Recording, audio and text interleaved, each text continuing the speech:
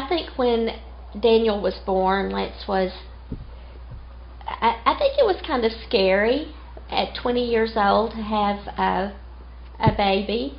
That's one of the reasons he wanted to go into the Army. We're proud of him for taking that responsibility and wanting to do that. I was very proud of him. And he was a very good soldier.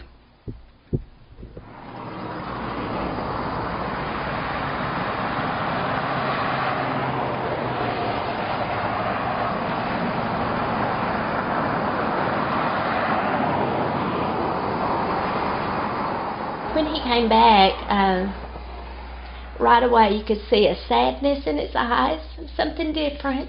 He had changed. It just, his personality was different. I couldn't figure out what was going on. I just know that was not my son that came back from Iraq. He would always go, I feel like I have a hole, a big hole here, and I can't feel it. He was going uptown with me one day. There had been a dog run over in the road, and it was fairly messy, and I drove around it to not make any more mess, and I noticed he just instantly broke down.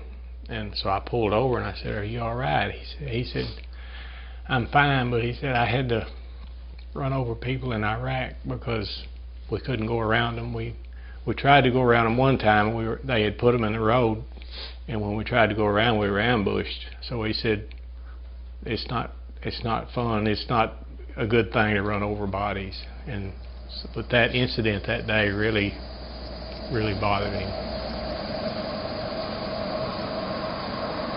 We went to the Army hospital at Fort Sill with Lance.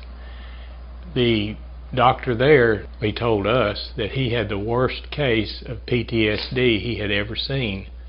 I did not know what PTSD was. I was not familiar with it. It took a lot for him when he actually realized he had a problem to go to someone and say, "I have a problem."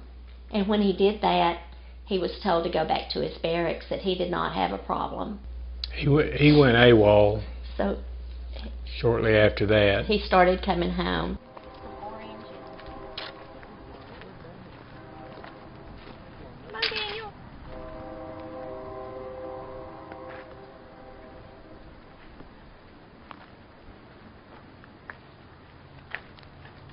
So Lance came home on that Thursday feeling like he had disappointed us and disappointed everybody and let everybody down, including himself.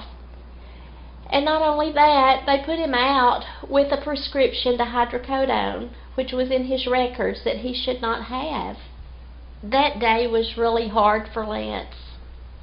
And we talked a lot. I sat and held him in my arms and rocked him just back and forth. He died of an overdose. It was ruled an accidental overdose of hydrocodone and also a toxic effect of hydrocodone and another medication.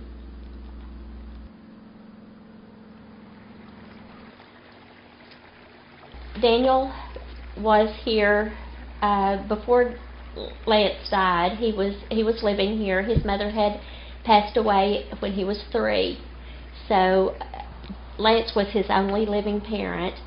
There was never a question about it that we would raise him, and he's our 3rd child, and I think Lance would like that.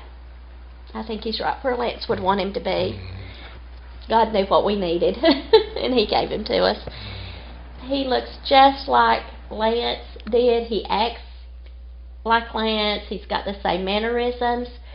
So it's almost like seeing, Lance grow up. It's like seeing twins over 20 years apart. He's a very patriotic young man, and of course that's the way his father was. He was that way. It's a very terrible thing to go through, to just watch this playing out and developing and happening. But never give up on them. Never give up, ever. They've done a great service for our country. Let's stand behind them and back them, no matter what it takes. Let's don't give up on them.